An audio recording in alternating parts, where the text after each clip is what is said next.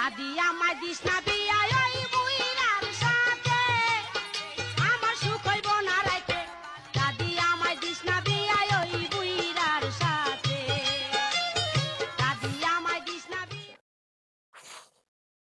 যারা মনে করেন জাহান্নাম শুধু পরকালেই আছে তারা কষ্ট করে আমার এই রুমে 5টা মিনিট বসে যাবেন, বিশ্বাস করেন নিজের পাপের কথা মনে পড়ে যাবে। কারণ গেছে সেই 1 ঘন্টা, এখন আমার অবস্থা আইসক্রিমের মতো। পার্থক্য শুধু একটাই, আইসক্রিম গইলা কাপে পড়ে আর আমি গইলা বেডে পড়ি। যখন আমার লাগে গরম থাকে না লজ্জা শরম। উফ, কারেন্টটা নাই, অন্তত পক্ষে বাতাসটা তো আসবে। ঠিক বলেছো। বাতাসটাও কি এখন ভিআইপিদের জন্য রিজার্ভ নাকি? এটা হাস্যকর। আগে জানালার পাশে দাঁড়াতাম রোমান্টিক ফিল করার জন্য, বাতাস আসবে, চুল উড়বে, আর এখন দাঁড়াই জাস্ট দেখার জন্য পাশের বাড়ি কারেন্ট আসছে কিনা। ওই যে পাশের বাড়ির জেনারেটর চালু হয়েছে, খটখট খটখট শব্দ শুরু হয়েছে। এখন এই শব্দ আমার কাছে অরিজিৎ সিং এর গানের চেয়েও মধুর শোনাচ্ছে। আচ্ছা, জেনারেটরের ধোঁয়াটা কি একটু এদিকে আসবে না? ধোঁয়ার সাথে যদি একটু বাতাস আসতো। কিরে ভাই, তোদের কি একটু মায়া দয়া নাই?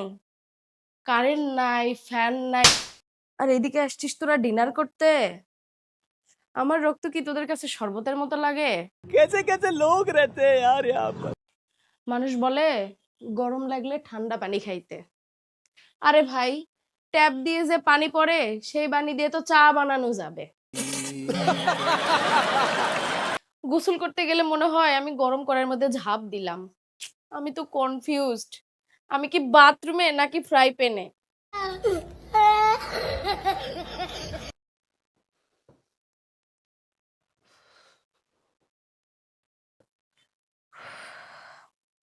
ফেসবুক খুললেই দেখি মানুষ দুবাই আর মালদ্বীপ ঘুরতে যাওয়ার ছবি দেয়,